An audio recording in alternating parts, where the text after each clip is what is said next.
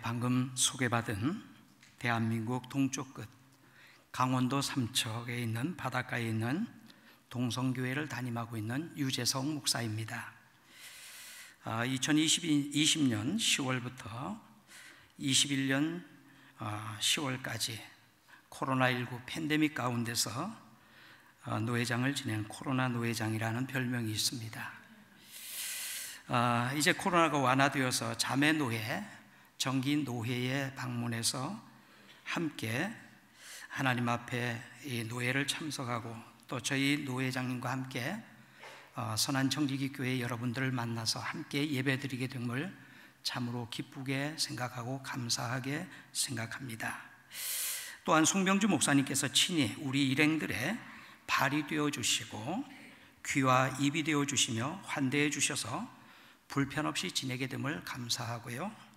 또 선한 정직이 교회 부목사님들, 남가주 동신교회 백종호 목사님과 부목사님들 이렇게 저희들을 환대해 주시고 또 잘 안내해 주셔서 감사함을 드립니다. 사람이 살아가면서 동행이 있다라고 하는 거, 누구와 함께 한다라고 하는 거 참으로 중요한 일입니다.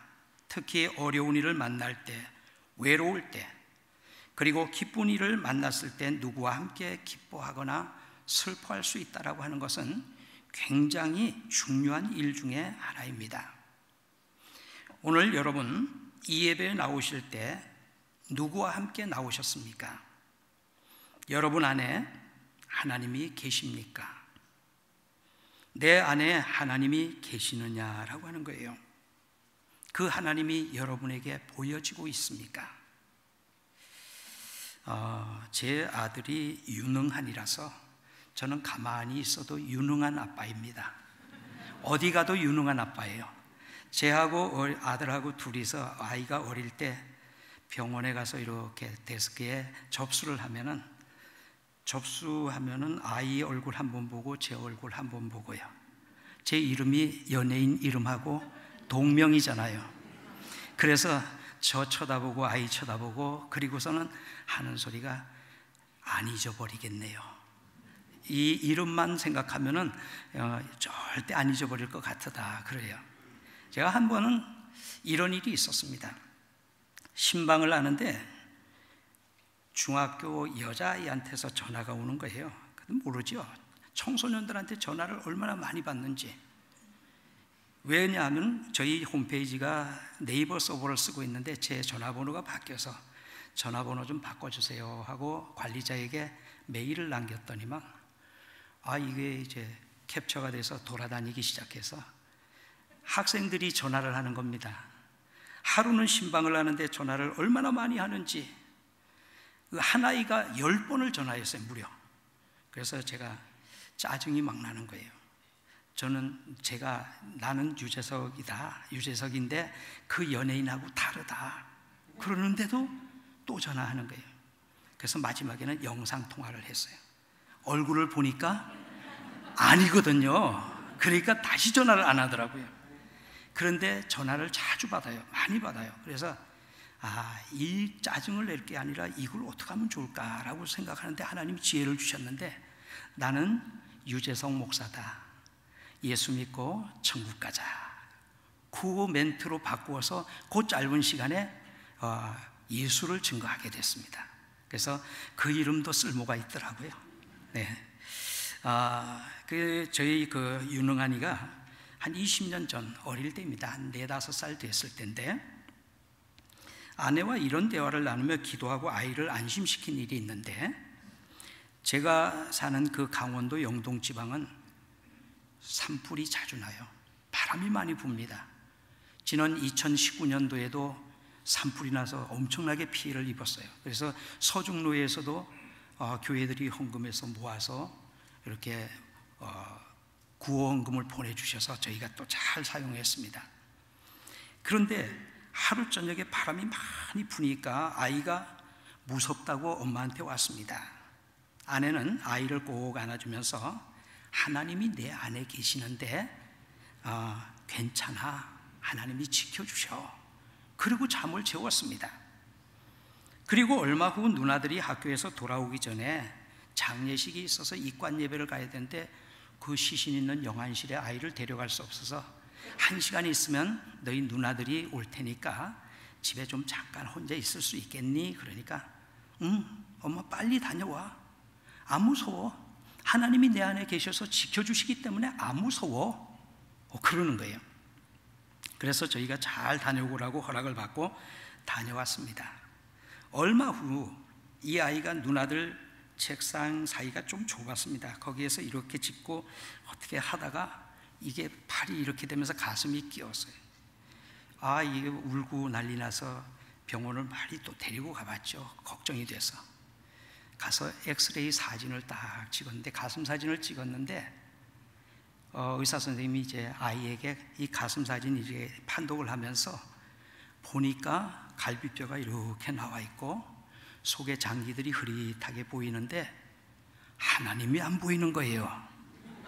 하나님이 없는 거예요. 이 아이가 보는데 그 아이는 하나님이 아빠 얼굴처럼 생겼든지 뭐 어떤 사람 얼굴처럼 생긴 게 보여야 될 텐데 안 보이니까 하나님이 없다고 집에 와서 난리가 났어요. 울고 또 울고. 그러니까 아내가 아이를 붙잡고, 야, 하나님은 네 눈에 이렇게 보이게 그렇게 계시는 분이 아니야. 나도 하나님이 계시는데 안 보여. 그랬어요. 그러니까 이 아이가 그렇구나. 그러고선 이제 안 보인다라고 하는 걸로, 그냥 우리 안에 계시는데 안 보인다라고 하는 걸로 그냥 이해가 되든 안 되든 그렇게 설명을 했고 그렇게 넘어갔습니다. 그런데 하나님은 우리 안에 계십니다. 믿습니까? 여러분 안에 계십니다. 하나님은. 그 하나님이 여러분들에게 보여주셔야 됩니다. 그 하나님을 사람들에게 나타내 보여주어야 합니다. 오늘 본문 2절에 보면 여호와께서 요셉과 함께 하심으로 그가 형통한 자가 되어라고 말씀하고 있습니다. 하나님이 요셉과 함께 하셨다라고 했는데 요셉이 하나님과 함께 한 것이 아니라 하나님이 요셉과 함께 하셨다라고 하는 거예요. 이 말을 우리는 깊이 생각해 봐야 되는데, 사실 죄 많은 인간은 하나님과 함께 할 수 없는 존재들이죠. 왜냐하면 사람들은 피조물이에요. 하나님이 만드셨어요. 하나님이 주권하여서 그의 섭리대로 살아가는 그런 존재들이에요. 그러기에 하나님이 함께 하셔야지 사람이 하나님과 함께 할 수 있는 존재가 된다라고 하는 그런 거죠. 그리고 우리 스스로는 하나님과 함께 할 수 있는 그런 존재가 못 됩니다. 좀 더 정확하게 말하면 죄 없으신 예수님 같은 분, 365세를 하나님과 동행하다가 하나님이 데려가신 에녹 외에는 하나님과 동행할 만큼 의로운 사람들이 세상에 없다라고 하는 거죠. 그러기에 하나님께서 함께 하시는 사람, 하나님이 동행하는 사람, 그보다 더 행복한 사람은 세상에 없는 줄로 믿습니다. 일찍이 다윗은 이것을 체험했기 때문에 여호와는 나의 목자시니 내게 부족함이 없으리로다, 그렇게 고백을 했어요. 목자와 양으로 비유했어요. 목자가 함께하는 양은 그 부족함이 없다라고 하는 말을 하고 있는 거죠. 하나님이 목자가 되셔서 요셉과 함께함으로 요셉은 그 많은 환난을 다 이겨낼 수가 있었다라고 하는 거예요. 요셉이 어디를 가든지 하나님이 함께하여 형통하게 했다라고 성경은 말하고 있습니다. 그러면 하나님이 어떤 경우에 처한 요셉과 함께 해주셨을까? 하나님은 애매하게 미움받는 요셉과 함께 하셨습니다. 요셉은 야곱의 11째 아들로 태어났습니다. 요셉은 야곱의 또 특별한 유별난 사랑을 받았어요. 그것은 야곱이 하란에서 14년 동안 외삼촌의 집에서 무보수로 일하고 얻은 아내 라헬의 몸에서 태어난 아들이기 때문에 그 아들이 귀했다라고 하는 거죠. 야곱은 라헬을 연모하고 사모하는 마음에서 14년간 세월을 하루같이 지나면서 무보수로 일하고 장가를 들었어요. 14년 동안 한 여자를 위해서 무보수로 일한다라고 하는 거 대단한 의지입니다. 그런데 불행하게도 라헬은 빨리 잉태를 하지 못해요. 레아와 또 그 신녀들은 야곱에게서 10형제들을 낳습니다. 라헬은 슬픔 중에 기도합니다. 하나님, 나에게도 아들을 주세요. 그때 아들은 대단했나 봐요. 그래서 하나님이 그 기도를 들으시고 긍휼히 보시고 태의 문을 열어주셔서 늦게 아들을 얻게 됐는데 그 아들이 바로 요셉이라고 하는 거죠. 그러므로 이 요셉은 아버지로부터 지극한 사랑을 받으면서 자라게 돼요. 그러나 아버지의 지극한 사랑이 이복 형들에게 미움을 받게 하는 원인이 됩니다. 그것은 아버지의 사랑을 독점한 것에 대한 질투심 때문에 미워하기 시작하는 거죠. 야곱은 요셉을 더더욱 사랑해서 그에게 색동옷을 지어 입혀주고요, 온갖 귀한 사랑을 다 그 아들에게 쏟습니다. 이것을 본 형들은 그를 더 미워할 수밖에 없는 거죠. 설상가상으로 요셉이 어느 날 꿈을 꿉니다. 형들의 곡식단이 자기의 곡식단을 둘러서서 고개를 숙이고 절을 합니다. 그 꿈을 꾸고 그 다음 조금 지나서 해와 달과 11별들이 자기에게 절하는 꿈을 꿉니다. 그것을 형들에게 말하고 부모에게 말합니다. 이때부터 형들은 그를 더욱더 미워해서 자기들이 동생인 요셉에게 절한다는 것을 상상할 때 형들은 도저히 참을 수가 없는 거죠. 여기서 우리는 영적 깊은 뜻을 되새겨보는데요, 불의한 세상에서 하나님의 특별한 사랑을 받을 때 세상으로부터 그 하나님의 사랑받는 사람들이 미움을 당하게 된다라고 하는 거예요.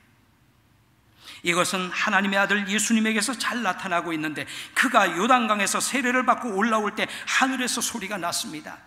이는 내 사랑하는 아들이요 내 기뻐하는 자라고 하는 음성입니다. 내 사랑하는 자라고 하는 칭함을 받는 예수님이었기 때문에 당시의 제사장들과 서기관들, 그들의 미움을 받을 수밖에 없었어요. 아버지의 사랑으로 형들로부터 미움받았던 것처럼 오늘도 하나님의 사랑받는 자녀들이 세상으로부터 미움받는다라고 하는 겁니다. 그러므로 하나님은 어떤 사람과 함께 하시느냐? 요셉과 같이 죄 없이 애매히 미움을 받는 자들과 함께 하신다라고 하는 거예요. 요셉은 형들에게 잘못한 것이 없습니다. 아버지의 사랑을 받고 있다고 하는 그거 하나 때문에 미움을 받았어요. 애매히 미움을 받았어요. 어느 날 양치는 형들에게 아버지의 심부름을 갑니다. 저들에게 음식과 안부를 전해주러 갔었지만 저들은 요셉을 미워해서 죽이기로 작정을 합니다. 이런 일들이 지금 세상 속에서도 계속해서 일어나고 있고 많은 일들이 있습니다.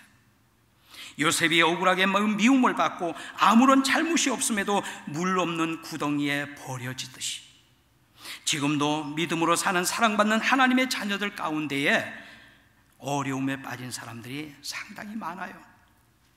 하나님은 이런 요셉과 함께 하셨듯이 지금도 하나님의 말씀에 순종해서 선을 행하는 길에서 미움받는 자들과 함께하고 계시는 줄로 믿습니다. 그러므로 성도된 우리는 하나님이 나를 버린 것이 아니라, 하나님이 나를 그 어려운 구렁텅이에 그냥 내버려 두시는 것이 아니라, 하나님이 나를 사랑하시기에 내가 이런 미움을 받고 있다고 적극적으로 생각하고 믿음으로 하나님을 신뢰하고 살아가야 될 줄로 믿습니다. 하나님은 애매하게 또 노예로 팔려가는 요셉과 함께 하셨습니다. 요셉은 이스마엘 상인들에게 은 20개에 팔립니다. 그리고 요셉은 다시 애굽으로 끌려가서 바로왕의 신하 친위대장 보디발에게 개인 종으로 팔리게 됩니다. 이 손에서 저 손으로 옮겨져 팔려가고 끌려가게 됩니다. 요셉이 팔려가는 것은 인생길에서 보면요, 낮아지는 거예요. 좌절할 수밖에 없는 그런 형편, 절망의 길이었습니다. 인생의 내리막을 달리고 있는 겁니다. 이런 요셉과 하나님은 함께 하셨습니다. 하나님은 성공한 사람들과만 함께 하시는 하나님이 아니십니다. 애매히 낮아지고 팔리고 밀리고 해고되는 이런 사람들과도 함께 하시는 하나님이셔요. 이 세상은 악하고 불의한 세상이기에 도리어 양심적이고 착하고 선하게 살아가려고 하는 사람들이 밀리고 낮아질 수밖에 없는 구조로 되어 있습니다. 요즘도 애매하게 낮아지고 밀려나고 억울하게 고난당하는 사람들이 참으로 많아요. 그러나 하나님은 이런 사람들과 함께 하신다라고 하는 거죠. 그들의 눈물을 보시고 그들의 호소에 귀를 기울여 주시고 그들의 간구에 응답하시는 하나님이십니다. 요셉은 팔려가면서 많은 눈물을 흘렸을 거예요.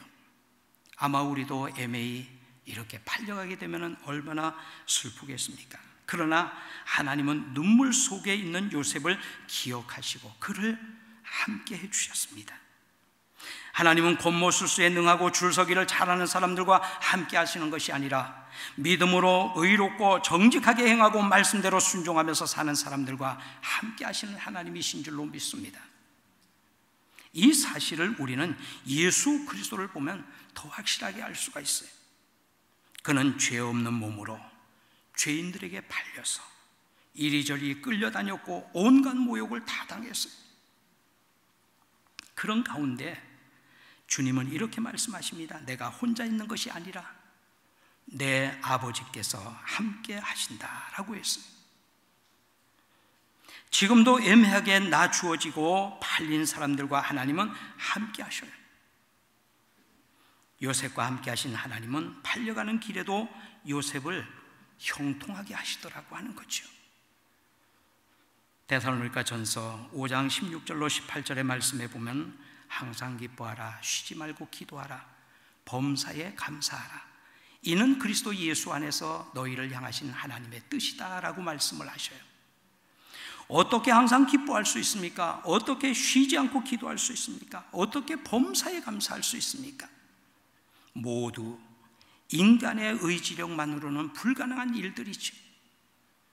그러기에 신앙의 사람들에게 하는 말씀입니다. 믿음으로 사는 사람들이라고 하면 남들이 할 수 없다고 하는 그것을 하면서 살라라고 하는 것이죠. 그것이 곧 주 안에서 우리에게 향하신 하나님의 뜻입니다 라고 말씀하고 있습니다. 그러면 어떻게 항상 기뻐하고 쉬지 않고 기도하고 범사에 감사할 수 있을까요? 단 한 가지 사실, 그것을 믿을 때입니다. 하나님이 나와 함께 하심을 믿는다라고 하면 가능합니다. 하나님이 나와 함께 하심을 믿으면 가능해요. 하나님이 함께 하실 때 항상 기뻐할 수 있고요, 쉼 없이 기도할 수 있고 범사에 감사할 수가 있는 거예요. 이것은 체험적으로 얻게 되는 신앙의 열매인 것입니다. 하나님은 억울한 누명을 쓰고 감옥에 갇혀있는 요셉과도 함께 하셨어요. 요셉은 보디발의 집에서 몸종이 되었지만은 하나님이 함께 하심으로 주인에게 신임을 얻어서 그래서 모든 가사를 맡아보는 총무 역할을 하게 됩니다. 주인 보디발은 자기 아내 외에는 무엇이든지 요셉의 손에 다 위임을 해주고 요셉이 말하면 모든 거기에 하인들이 다 따르게 해주었습니다. 그래서 요셉은 충성스럽게 정직하게 모든 일을 잘 감당하고 있었습니다. 그런데 이게 웬일인가요? 그의 정직성은 도리어 보디발 아내의 유혹 함정에 걸려들게 됩니다. 변명할 만한 여지가 없이 걸려들었어요. 날마다 요셉에게 추파를 던지며 유혹을 합니다. 요셉은 이것을 멀리하려고 일부러 마주치지 않으려고 노력을 합니다. 그런데 어느 날 가정 총무 일을 하기 위해서 이제 아무도 없는 집안에 들어가야 되는데 그만 요셉을 붙들고 동침하기를 원하는 보디발 아내 때문에 요셉은 뿌리치고 나오는데 그만 겉옷이 벗겨졌고 보디발 아내는 적반하장으로 요셉을 자기를 겁탈하려고 했다라고 소리치고 그래서 달아났다라고 얘기하며 거짓으로 알립니다, 주인에게. 요셉은 한마디 변명도 하지 못하고 억울하게 감옥에 갇히는 그런 신세가 돼요. 정직하게 행함의 결과가 도리어 이렇게 불명예와 억울함으로 감옥에 갇히는 그런 신세가 되어버렸어요. 얼마나 기가 막히는 일입니까? 그런데 하나님은 이런 요셉과 감옥에서 함께 하셨다라고 하는 거예요. 오늘도 부정한 세상에서 정직하게 살려다가 도리어 불의한 자들에게 모함당하는 일들이 많이 있어요. 그래서 억울하게 누명 쓰고 있는 사람들도 많습니다. 사람은 잠시 동안 오해할 수 있어요. 모를 수도 있어요. 그런데 하나님은 모르시는 것이 없으신 분이세요. 우리의 머리카락도 다 세신 바가 되시며 처음과 나중이 되시고 우리의 모든 것을 다 알고 계시는 하나님, 그 하나님이 함께 하심을 믿는 사람들은 어떤 경우에도 절망하지 않는다라고 하는 거죠. 요셉은 절망하지 않습니다. 불의의 밤이 깊어가면 의의 새벽이 오고요, 억울함이 크면 클수록 그런 사람의 간구가 하나님의 귀에 더 잘 들리게 되는 거죠. 하나님은 땅 위에서 일어나는 것을 하나도 모르시는 것이 없이 다 알고 계셔요. 그래서 옛날 사람들은 이렇게 말합니다. 하늘이 보고 있다 그래요. 안 믿는 사람도 그래요. 하늘이 보고 있다. 엄한 일 하면 하나님이 보신다라고 하는 거예요. 역사는 숨길 수 없다라고 하는 말이 있습니다. 아무리 깊은 골방에서 일어나는 일이라도 대낮 백주에 폭로되는 그런 일들이 많잖아요. 우리의 근대사와 해방 이후에 오늘에 일어난 정치사만 보더라도 숨겨진 것이 무엇이 있습니까?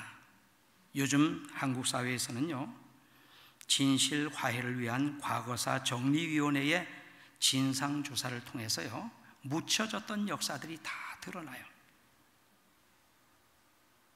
그래서 권고하고 바로잡고 사과하라 뭐 이런 얘기들 많이 합니다. 그러므로 애매하게 누명 쓰고 있는 의인들의 눈물 속에 하나님이 함께하고 계신다라고 하는 거죠. 이것을 우리는 분명히 믿어야 돼요. 세상을 이길 수 있는 힘이 바로 이 믿음뿐이기 때문에 그렇습니다. 하나님이 다 지켜보시고 계신다고 하는 이 믿음이 세상을 이길 수가 있습니다. 초대교회 성도들이 바로 이 믿음을 가지고 자신들의 환경을 잘 극복하고 믿음을 지키고 살았던 것입니다. 또 죄를 단호히 뿌리치는 요셉과 하나님은 함께 하셨어요. 요셉이 얼마나 하나님의 뜻대로 살았느냐 하면요, 본문 바로 다음을 보면 보디발의 아내가 요셉에게 반해서 유혹을 하는 장면이 나옵니다. 이것은 쾌락을 누릴 수 있는 기회이기도 하지만 출세할 수 있는 기회가 되기도 합니다. 이 보디발 아내의 지위가 굉장히 높겠죠. 남편이 지위가 높으니까 그 힘이 막강할 겁니다. 그러면 그 말만 잘 들어도 출세할 수 있고요, 또 좋은 기회예요. 그는 꿈을 이루기 위해 꿈을 늘 간직하고 있는 사람이기 때문에 꿈을 이룰 수 있는 기회가 될 수도 있어요. 그런데 자기 꿈을 이룰 수 있는 발판물이 될 수 있는 이것을 뿌리치게 됩니다. 이것은 유혹이기 때문에, 무서운 유혹이기 때문에 단호하게 거절하게 됩니다. 요셉은 단호히 이 유혹을 물리치는데 39장 9절의 말씀에 보면은 그런즉 내가 어찌 이 큰 악을 행하여 하나님께 죄를 지으리까. 그에게 믿음이 있어요. 하나님 앞에 이것은 죄된 것이라고 하는 것을 알고 이것을 뿌리친다라고 하는 거죠. 요셉이 이렇게 철저히 하나님을 믿었고 죄의 유혹을 단호히 뿌리쳤기 때문에 하나님의 뜻대로 살았기 때문에 하나님께서 그에게 형통함의 복을 주셨다라고 하는 겁니다. 하나님이 함께 하심으로 요셉이 형통하게 하시는 복을 받았습니다. 요셉은 복 주시는 분이 하나님이심을 보여주는 삶을 삽니다. 이 대목이 중요한 거예요. 오늘 말씀이 이 대목이 중요한 거예요. 본문 2절 3절의 말씀에 보면 여호와께서 요셉과 함께 하심으로 그가 형통한 자가 되었다라고 말씀하고 있죠.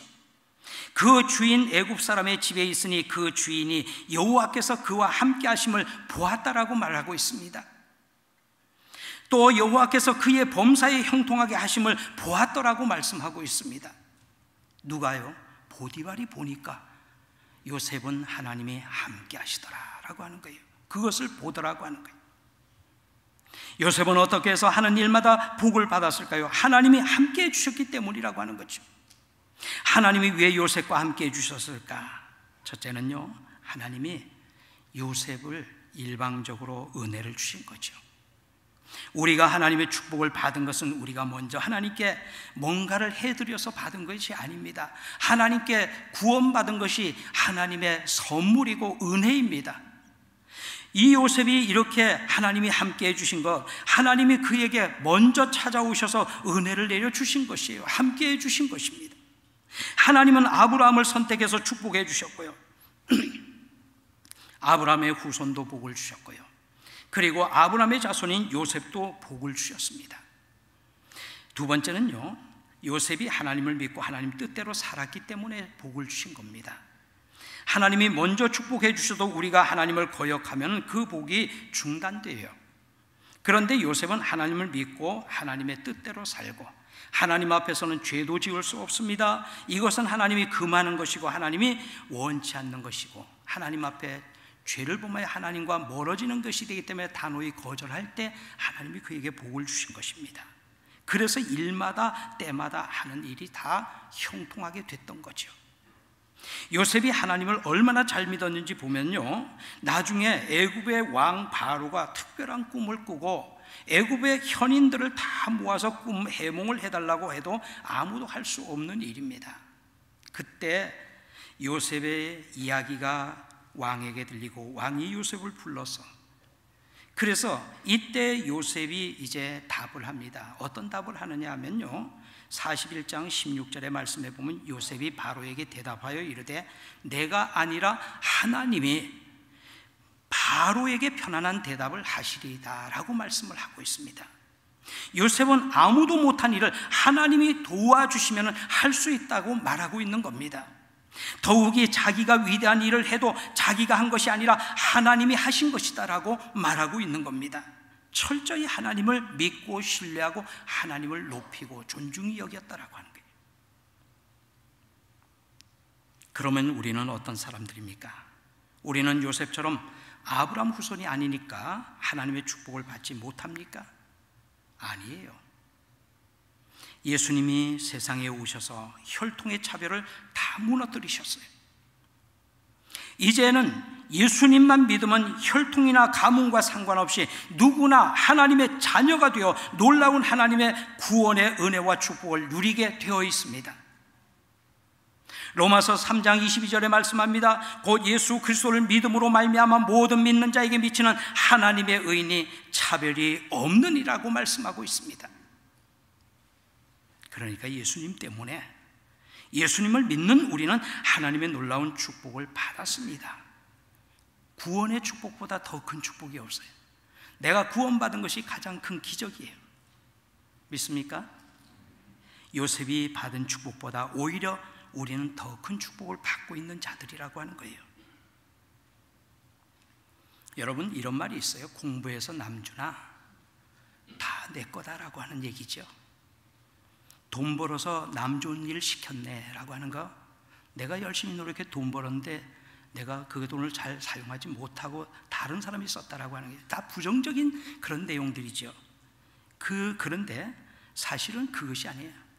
돈 왜 벌어야 되느냐, 공부 왜 해야 되느냐, 다 사람들과 나누고 유익하게 하기 위해서 해야 돼요.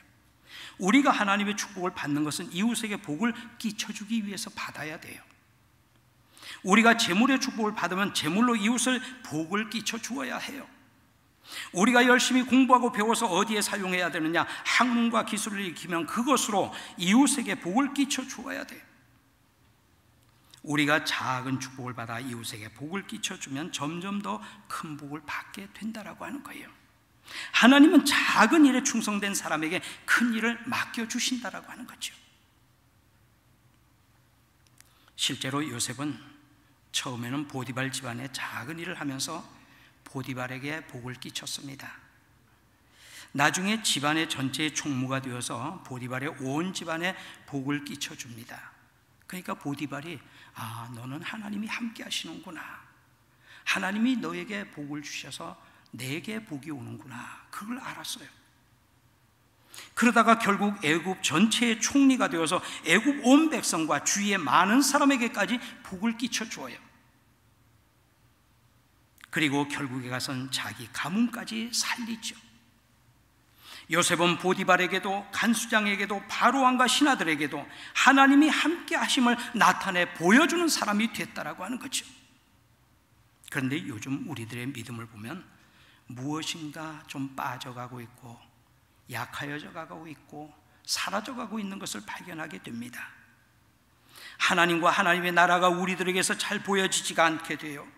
모든 기도의 내용이나 믿음의 내용들을 보면 현재적이고 이 세상적이고 물질적이고요, 감각적인 것들 뿐이에요. 초대교회 성도들은 그들의 믿음은 먼저 하나님의 나라이고 하나님의 의였어요. 먼저 그의 나라와 의를 구하라. 그리하면 이 모든 것을 너희에게 더하시리라고 하는 말씀을 굳게 믿고 그렇게 살았어요. 그런데 21세기 성도들의 믿음은 이 세상적이고 나만을 내세우는 것으로 점점 바뀌어가고 있는 것 같아요. 하나님의 나라는 점점 더 멀어져 가고 있는 것 같아요. 하나님의 의는 오늘 크리스찬들 생활 속에서 찾기가 점점 어렵게 되어가고 있는 것 같아요. 그저 모두가 이 세상에서 출세하고 성공하고 재물을 모으고 사랑하고 자녀를 위해서, 또 행복을 위해서, 건강을 위해서, 나의 영화를 위해서 살아가려고 하는 몸부림치는 모습들만 더 많이 눈에 띄게 돼요. 영혼을 위한 준비와 삶은 도무지 생각조차도 못하는 그런 형편에 있는 분들도 많다라고 하는 거예요. 만일 지금처럼 그런 것들을 위한 삶이 신앙의 내용이라고 한다고 하면 21세기의 기독교의 신앙의 존재는 위협을 받을 것입니다. 이제 앞으로 전도의 대상은 점점 없어질 것입니다. 왜냐하면요, 과학이, 경제가 오늘의 신앙 내용을 다 보충해 줄 날이 올 것이기 때문에요. 그러나 우리가 이제 다시 깊이 생각해야 할 것이 있습니다. 과연 하나님은 어떤 사람과 함께 하시는가? 코로나 팬데믹을 맞으면서 성도들의 믿음이 많이 떨어졌다. 이제 신앙을 버린 사람들이 많다. 예배 회복이 안 된다. 그런 얘기들을 하고 한국에서는 걱정을 많이 해요. 그런가 하면은 오늘 이곳 미주에 있는 한인교회 성도들은 이때 더 믿음으로 채워지고 세워지고 그랬다라고 하는 얘기들을 들었습니다. 바로 오늘 여기 계신 여러분들이 그런 분들이고요. 여러분들이 바로 희망인 줄로 믿습니다. 하나님의 비전이 되는 줄로 믿습니다. 하나님이 함께 하시는 사람이 있는 한 아직도 이 땅이 희망이 있고요, 소망이 있습니다. 하나님은 지금도 믿음으로 살아가는 하나님의 사람들과 함께 하시는 줄로 믿습니다. 하나님은 지금도 믿음으로 살아가기 때문에 애매하게 미움을 당하고요, 모함을 받으면서 억울한 누명을 쓰고 있는 양심 있는 사람들과 함께 하시고 믿음 있는 사람들과 함께 하시는 줄로 믿습니다. 하나님이 함께 하심을 확신하면서 내 안에 함께 계시는 하나님을, 그리고 역사하시는 하나님을 증거하는 삶으로 살아가시는 여러분들에게 세상 끝날까지 하나님이 함께 하시는 축복이 임하기를 주의 이름으로 축복합니다.